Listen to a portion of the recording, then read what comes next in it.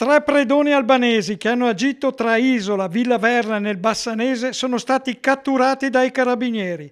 L'operazione della compagnia di Bassano che ha eseguito 3 ordini di custodia in carcere del GIP di Vicenza.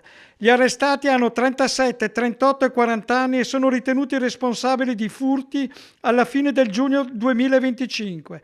Gli arresti sono stati eseguiti tra Corsico, Buccinasco e Trezzano sul Naviglio, nell'area metropolitana di Milano. In un comunicato i carabinieri spiegano che nella notte tra il 25 e 26 giugno i tre, dopo aver manomesso e danneggiato il sistema di allarme e forzato una porta secondaria, si sono introdotti in un magazzino all'ingrosso di Isola, in via Vicenza, rubando 15.000 euro in contante, bottiglie di vino e champagne e materiale informatico per un bottino di 25.000 euro.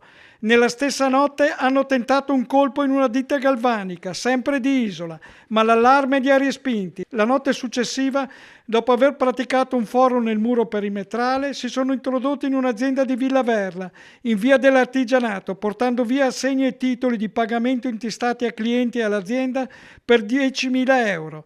Le indagini hanno inoltre evidenziato come il gruppo fosse solito muoversi di notte in diverse regioni del nord Italia, Veneto, Emilia-Romagna, Marche e Toscana, a bordo di auto di grossa cilindrata, intestate a terzi e con targhe clonate e contraffatte, con una predilizione per le aziende orafe. Determinanti le perquisizioni effettuate nelle abitazioni degli indagati in un garage di Trezzano sul Naviglio, la loro base logistica.